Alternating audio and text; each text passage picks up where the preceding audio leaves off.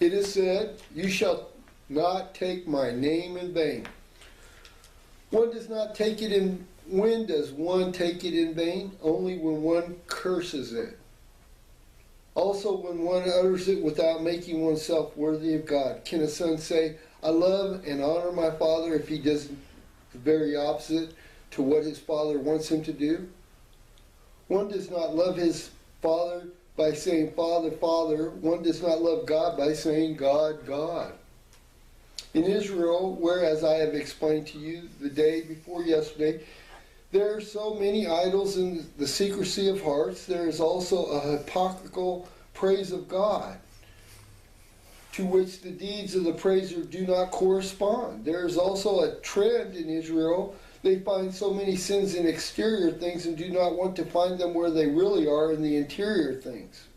In Israel, there is also a silly pride, an anti-human, anti-spiritual habit. The name of our God uttered by pagan lips is considered swearing, and the Gentiles are forbidden to go near the true God because that is considered a sacrilege. That was the situation so far, but is no longer. So the God of Israel is the same God who created all men. Why prevent creatures from feeling the attraction of their Creator?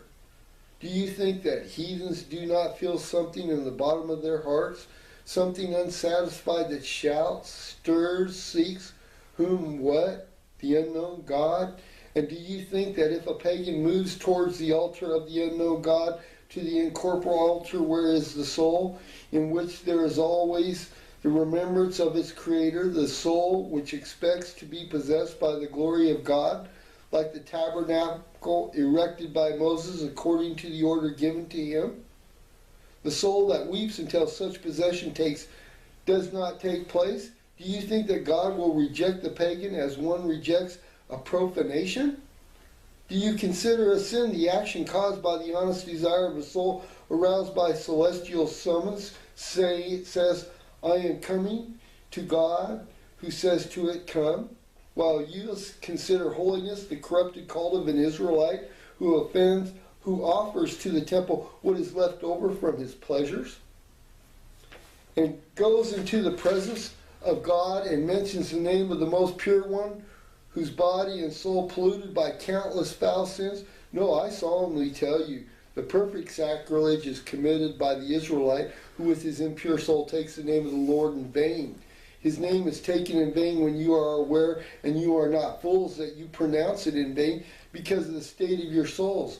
Oh, I see the indignant face of God, which disgust turns elsewhere when a hypocrite calls him, or an unrepentant soul mentions him, and I am terrified, although I do not deserve the divine wrath. I read in many of your hearts this thought, well, with the exceptions of children, no one can mention God's name because in all men there is impurity and sin. No, do not say that. The name is to be invoked by sinners. It is to be invoked by those who feel they are choked by Satan and want to free themselves from sin and from the seducer. It is said in Genesis, the serpent tempted Eve when the Lord was not walking in Eden. If God had been in Eden, Satan would not have been there. If he had invoked God, Satan would have fled. Always have that thought in your heart and call the Lord with sincerity. The name is salvation. Many of you wish to descend into the river to be purified. Purify your hearts unceasingly. Write upon them by means of love the word God. No false prayers, no habitual practices, but say that name, God, with your hearts, your thoughts, your deeds, your whole selves. Repeat it to be forgiven.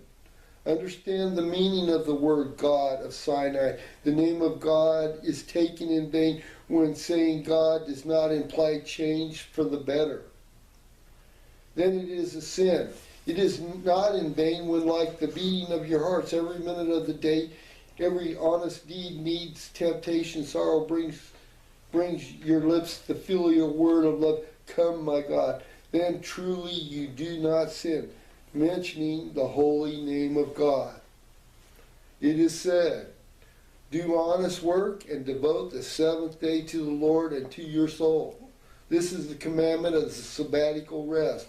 Man is not greater than God, and yet God created the universe in 6 days and rested on the seventh. Why does man take the liberty of not imitating the Father and breaking his commandment? No, it is truly a beneficial commandment to the body, to the morals, to the spirit. A tired body needs rest like every other being in creation. An ox which has worked in the field rests, and we let it rest, so that we may not lose it. Likewise, the donkey that carries us and the sheep that gives birth to the little lamb and gives us milk needs a rest. Also the soil of the field rests, and we let it rest, so that during the months that it is deprived of seed, it may be nourished and become saturated with the salts that are contained in the rain, or emerge from the earth. Also animals and plants which obey the eternal laws of wise reproduction rest well also without our consent. Why then does man not want to imitate the Creator who rests on the seventh day, whereas an inferior being, both vegetable and animal, which only receives an instinctive order, know how to comply with it and obey it? It is a moral command, because being a physical man for 6 days belongs to everybody and everything. Like a thread in the loom, he moves up and down, and without being ever able to say, now I am going to attend to myself, to my dear ones. I am a father, and today I am going to belong to my children. I am a husband, and today I will devote myself to my wife. I am a brother, and I will rejoice with my brothers. I am a son, and I will look after my old parents. It is a spiritual commandment. Work is holy, love is holier, God is most holy. So we must remember to devote at least 1 day out of 7 to our good and holy Father who gave us life and keeps us alive. Why should we have less respect for him than for our fathers and our children, brothers, wives, and bodies? Let the day of the Lord be his. Oh, it is pleasant to take shelter in a loving home in the evening after day's work. It is pleasant to come back to it after a journey. Why then not take shelter in the house of the Father? After 6 days' work, why should we not be like sons who come back after a 6-day journey and say, here I am, I want to spend the day, the rest with you. But now listen, I said, do an honest job. You know our law orders us to love our neighbor. Honest work forms part of our love for our neighbor. An honest working person does not steal in business, does not defraud working men of his pay, does not exploit him guiltily. He remembers that a servant and a workman are made of a body and soul like himself, and he does not treat them like lifeless pieces of stone, which is lawful to break or strike with one's foot or an iron rod. Who does not do that does not love his neighbor, and therefore commits a sin in the eyes of God. His earnings are cursed, even if he offers part of them as alms to the temple. Oh, what a false offer. And how can anyone dare place it at the foot of the altar when it drips with the tears and bloods of exploited subordinate, or its name is theft? That is betrayal of one's neighbor, because a theft is the betrayal of one's neighbor. Believe me, one does not keep a holy day unless one makes use of it to examine and improve oneself and make amends for the sins committed during the previous 6 days. That is the observance of holy days, not the mere external observance, which does not change one jot of the way of thinking. God wants living deeds, not sham deeds. A false respect for his law is a mere sham, and a mere sham is a false observance of the Sabbath. That is rest taken to show obedience to the commandments of the eyes of men, when the hours of idleness are spent in vice, in lust, in orgy, in planning how to exploit and damage one's neighbor in the coming week. The observance of the Sabbath is a sham when the material rest is not coupled with inner spiritual sanctifying and examination of oneself, with the humble avowal of one's misery, with the firm determination to improve oneself during the coming week. You may say, and if one falls into sin again, what would you say of a child who, having fallen once, should not wish to take up another step, that he may not fall again? That he is foolish, that he must not be ashamed of his steps or of uncertainty, because he will all like that when we were little ones and our fathers did not stop loving us because of that? Who does not remember the profusions of maternal kisses and paternal caresses we received every time we fell? The most sweet Father who is in heaven does the same. He bends over his little one who is weeping on the ground and says to him, "Do not weep. I will raise you. Next time you will be more careful. Come into my arms now. Here all your troubles will cease and you will go away strengthened and cured and happy. That is you, if you can have faith in the Father. You would succeed in everything.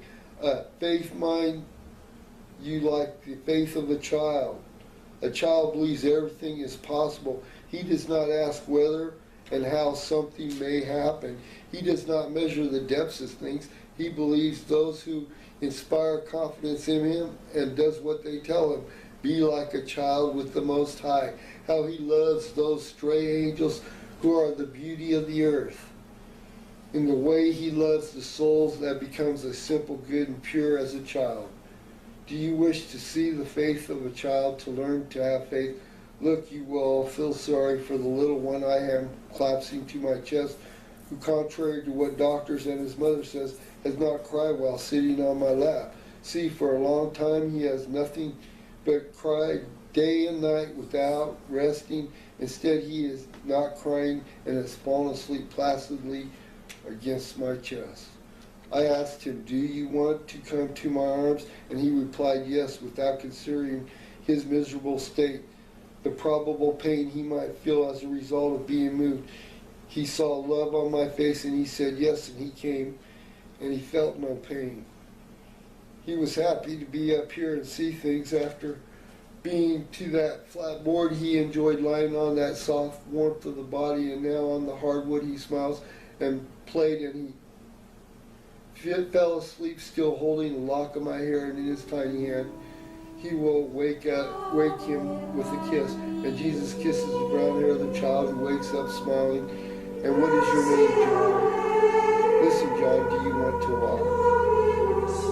Do you want to go to your mommy and say to her, "The Messiah blesses you on account